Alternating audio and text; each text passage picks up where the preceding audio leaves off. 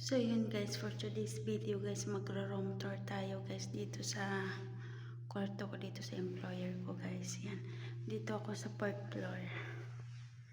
Magra-room tour tayo guys. Yung papasok ng kwarto ko guys. Yan. Ito yung ano guys, yung kwarto ng plantsahan ko. Kwarto ng plantsahan ko yan guys, yan.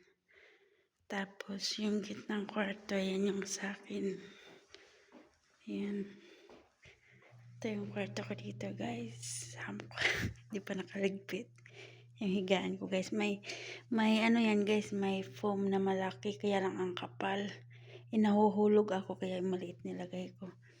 Ito yung nilalive ko guys. Sa aking YouTube. Yan. Yan yung nilalive ko ito. Tapos sa likod naman. Yan yung pusa. Yan. Tapos ito yung ginagamit kong coins. Dito ako nagla-live na table guys. Yan. Dito yung tubig ko. Tapos dito naman yung malita ko guys. Yan. Tapos dito naman yung lagay ng abubot ko guys. Yan. Lagay ng abubot.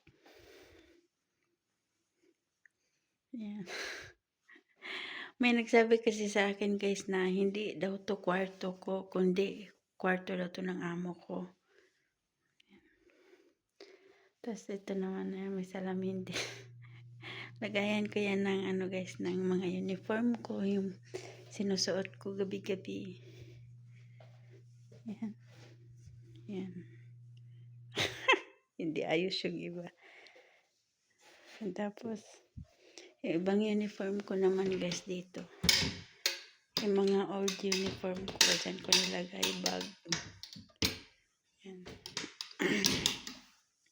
Ito naman yung tsinelas. Tapos, ayan, mga abubot. Yung iba. Ayan. Charot. Tapos, ayan. At yung banyo ko, guys. Ayan.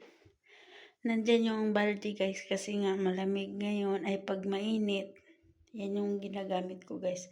Naglalagay akong tubig dyan para hindi kayo mainit pag naligo ako. Yan. Hi. Ito naman yung mga ano, may abubotas, may kettle tayo dyan. Pag once na gusto natin magkape, coffee lover.